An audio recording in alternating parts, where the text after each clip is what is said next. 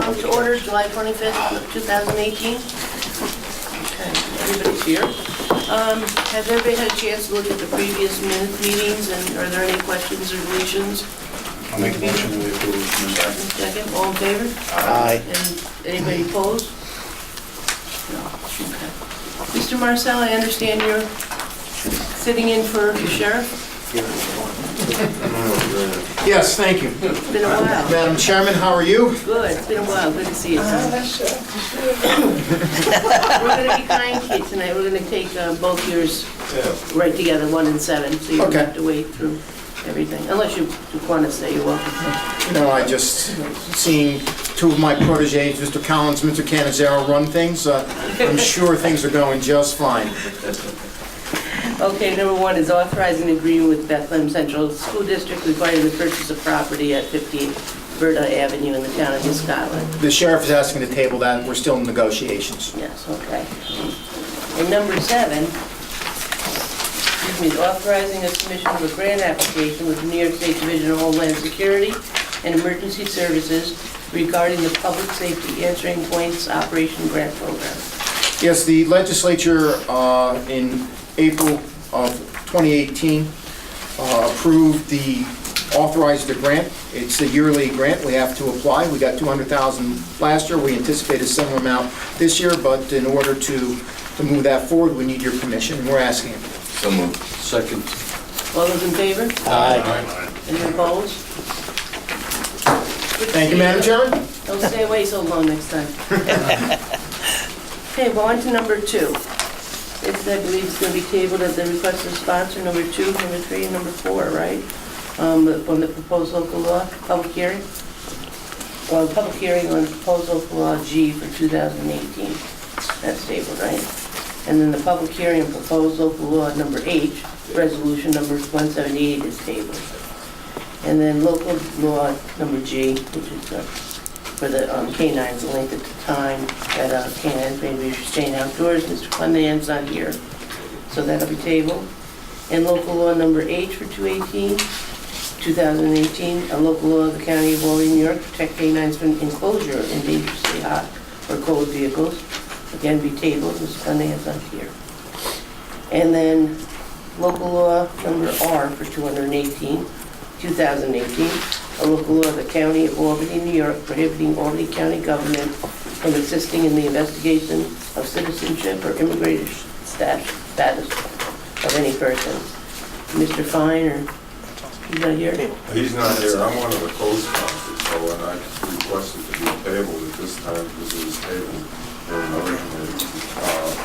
But I'd just like to comment on it if I can. Sure. You know, the Albany County Jail has got 332 more inmates in terms of immigration.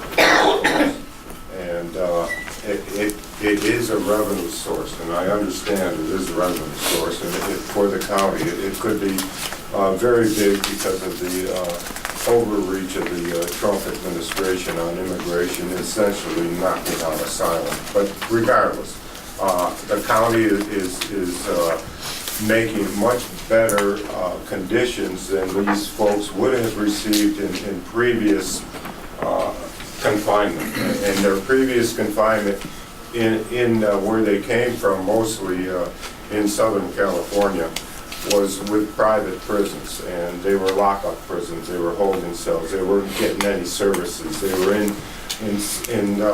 separated from their children. So when we get them here, we at least give them legal assistance in the jail, which is really important, I think. And the other thing is we get a medical assistance, which is really important, and also family assistance, which they weren't getting previously, you know, with these private corporations that had contracted with ICE for the services. By the way, which is a huge increase in our federal expenditures of over $1 billion to hold these people when they come in. And, you know, I just want to mention that's the impetus for this local law R. I don't expect this local law to interrupt the funding source or the revenue source in any way. I think we're in better conditions with the people in immigration in Albany County Jail, and I'll end it there.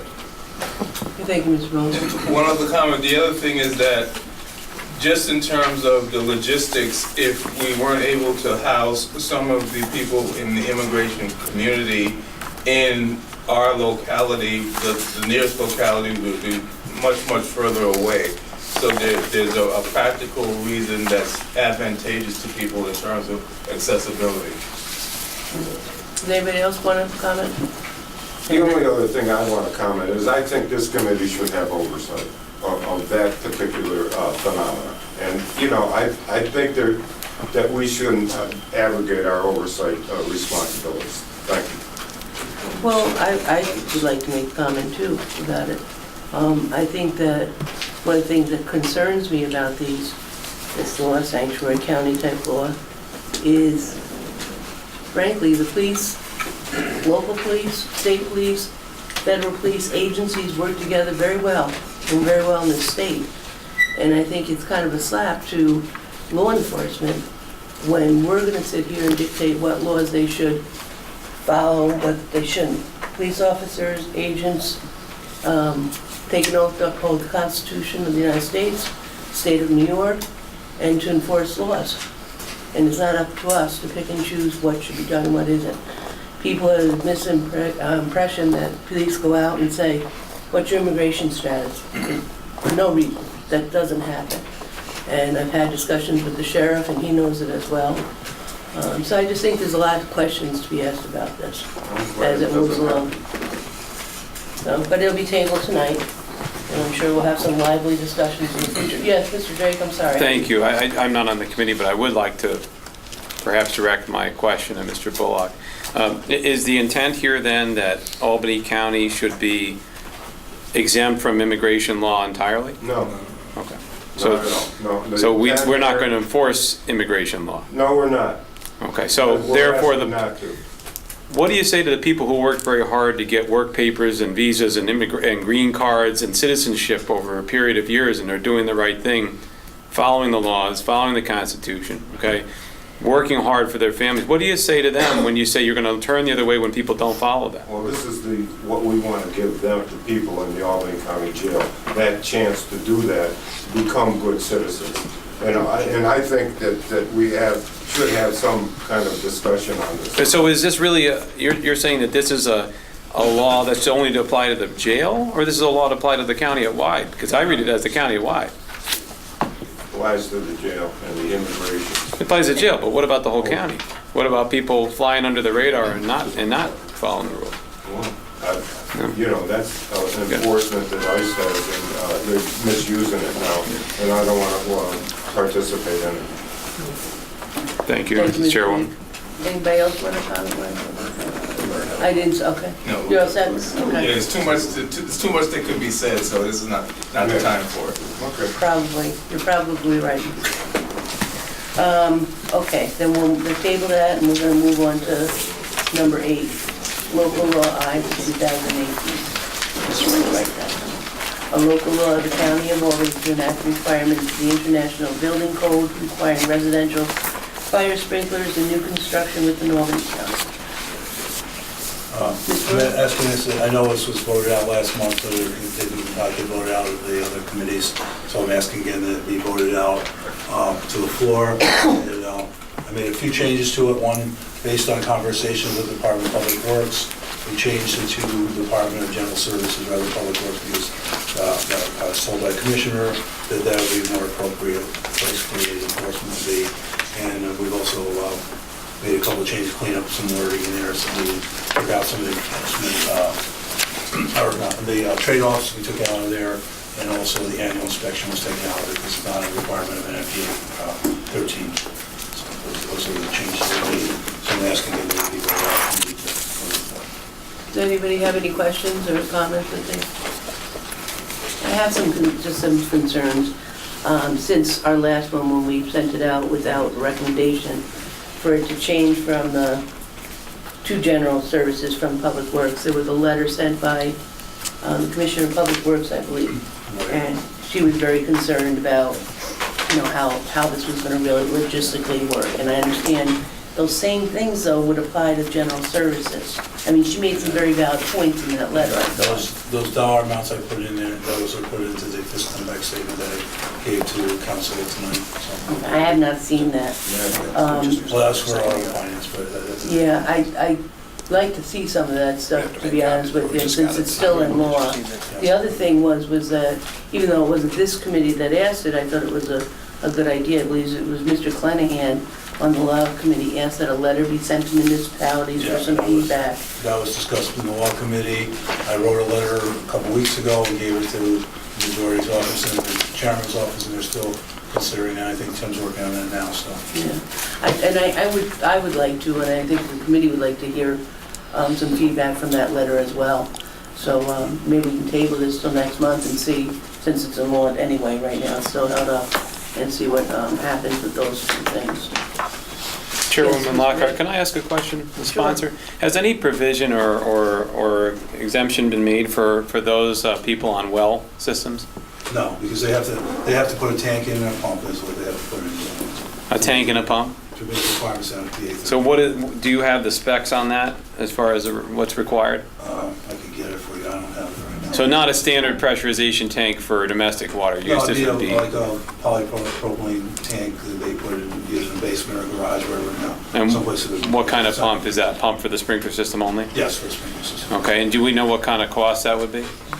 For the Probably homeowner? about $1,000 roughly. Just Depending what size. $1,000 for both of those things? Yeah, for the both of them. No, for the tank and the pump, yeah. Where do those prices come from?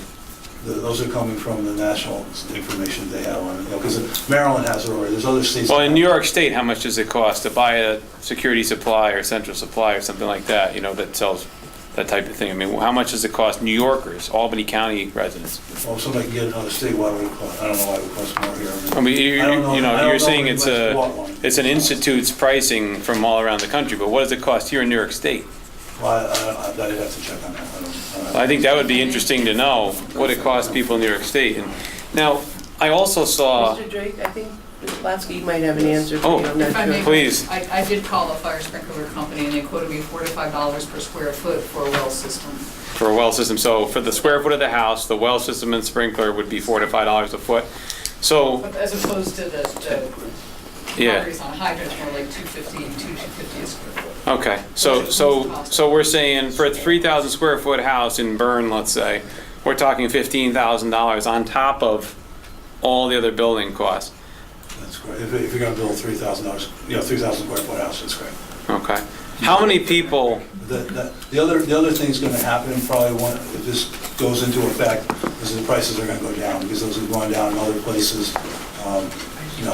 Right now, you're getting numbers that are, somebody's pulling them out of the air because nobody's doing them. And that's a good question that you bring up. Why is nobody doing it today? because they aren't required, and the realtors are against it. The realtors are the ones that. Is it the realtors are telling consumers not to put sprinklers in their homes? No, but they aren't selling it. The state put in a requirement that you pass out this brochure, which I haven't been able to get yet, but I'm trying to get some copies of the brochure. But and the people that are selling the house are the ones that give the information to. In other words, if you were going to build a house and you came to me and said, I'll buy this house, it's 3,000 square foot, and I hand you this booklet, and I'm not going to try and convince you to do sprinklers because I'm opposed to it. So that's part of the problem here. And when you do that, there's not the economy of scale. The people that are doing sprinklers are doing commercial sprinklers. So the numbers you're getting are basically for commercial sprinklers, and not for residentials, because there's no history of them. There's no market. There's no market for it. Yeah. So the buyers have been hoodwinked by the realtors into not wanting the safety feature. Is that That's your the bottom That's line? your wording about it. All I'm saying is they're not, obviously, from what happened at the meeting, their realtors are opposed to it. They came out against it. Well, the Realty Association did, yeah. Well- I mean, that doesn't, you don't know what individuals are saying it No, goes. of course not. But And also the realtors. did you do any data on all the houses built, let's say, annually, how many opt for sprinklers? Do you have that data here? No, I would say it's probably pretty close to zero, I would guess. Pretty close to zero? When you talk to the builders, did they say that anybody ever wanted, that they offer He it? said that they had somebody that wanted it up there, that's all that. So Marini, Bob had somebody that wanted sprinklers. Somebody from us coming out to, at the public hearing, so, you know. And they went ahead and put the sprinklers in. No, he gave some price of like $15,000 or something like that, and they didn't do it there. The water bill. Mr. So- Gray, can I just ask, Mr. Stevens has a question too. But of course, Yeah, just Very good point, sir. to make it clear, there's nothing that would stop someone from putting them in their home now. No, you're right. nothing at all. But there's nothing pushing it either, that's the problem. Well, there's no mandate to put There's them no in. mandate, there's also not somebody advocating for it. When you come up to buy a house, there's nobody that's there advocating for the sprinklers. Well, the sprinkler companies could advocate for it if they wanted to, if they were selling a product. Well, yeah, except there's not residential sprinkler companies around. Can I just clarify something? I thought we were told that New York State passed a law, I want to say a requirement, that real estate people that were selling houses had to, by law, notify homeowners of this option. I believe this is if you're That's constructing a home. They have to do it though, they have to tell them, look, you can have this sprinkler system and this is the pros and cons or whatever. No, they don't have to tell them pros and cons, they have Well, to the give them a book- book, and they have to tell tell them how much it costs. Okay, well- That's what's required, so. and But I then, yeah, just was want to, nobody's pushing it, it is out there and the state made a law to do that. Right, but not to require them to advocate for it, they're just have to give them a book, and then, you know, and if they're opposed to it, as I said they are, then they're not gonna, you know, it's like, you know, me giving it to Ton, and Ton's not in favor of it, he's not certainly gonna try and convince, you know, Travis to put sprinklers in his home, because he doesn't feel it's a good idea, so. Well, the homeowner has that choice. Yeah, right, they always have. Homeowner, when they build, when they buy it. Exactly, that's my But point. the question I have for you, I think sprinklers are a great idea in a situation where the building, you know, may be very dangerous, particularly in row houses. Also in a situation where somebody might unwittingly be brought into a situation without their consent or even without their knowledge. But when you're buying a house, you know, so you're gonna go spend your hard-earned money, go, you know, borrow the money and so on. You're buying a house, you have a choice. You could buy existing product, right? You could buy old house, you could buy a house from the 60s, you could buy a house from the 90s, whatever. And when you go to buy, you know, new construction, you're electing to do that because you want to get some customization, some choice. You want to spend your money where you want to spend it. So it surprises me that that would be the point that we'd focus on because it's a smaller piece of the market. And also, these people are knowingly entering into a contract with a builder, ostensibly, you know, to build them a home or to take a home. It's listed with all the specifications. You're getting architectural plans. I mean, they have every opportunity to review the safety of the home. They're not being brought into a situation where perhaps a landlord might be not taking care of their home or something like that. So I'm trying to make a distinction here that the customer is really in control with new construction, more so than any other residential arrangement that there is. So it would surprise me that Albany County could pass a law to mandate that they make that choice. And when they're so in control and basically independent in that purchase, where the rest of the residential situations are stepping into a situation where somebody else has created what they're living in. So how do you address that? I mean, how do Well, there's a you? couple of things you're missing here. One thing is that this was put in the NFPA codes, okay, that was for new construction. It's also put in an international building code.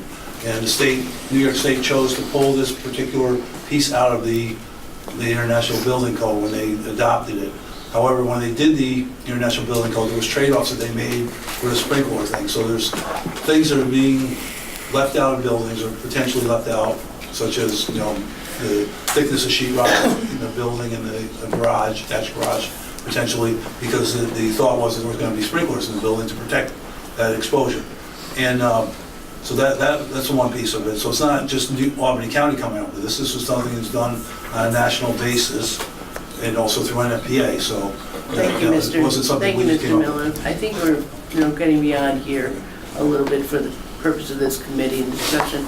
Ms. Potsy, I'll give you one last, you had raised your hand if you had a comment. Just one And then we'll comment. move to, Just one comment that by not mandating it, it leaves public safety as far as that issue goes up to the builder and the homeowner. So if we do have a mandate against like the seatbelt requirement, yeah, you had the right not to wear your seatbelt. And once that started getting enforced, the mortality rates went way down.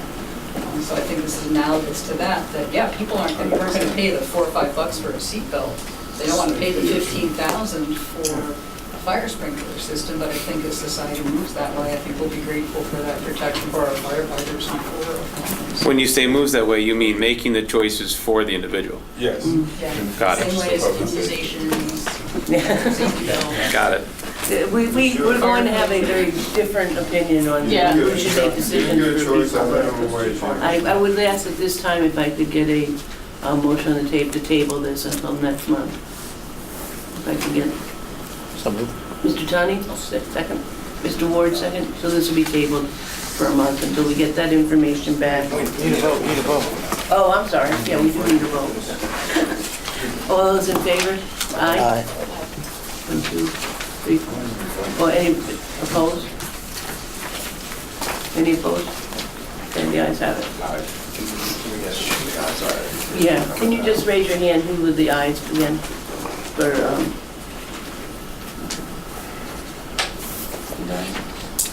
thank you. I think that concludes our, if I can have a motion to adjourn. Thank you, second. Because- All in favor? Because of the tax. Yeah. The well issue. There's no money.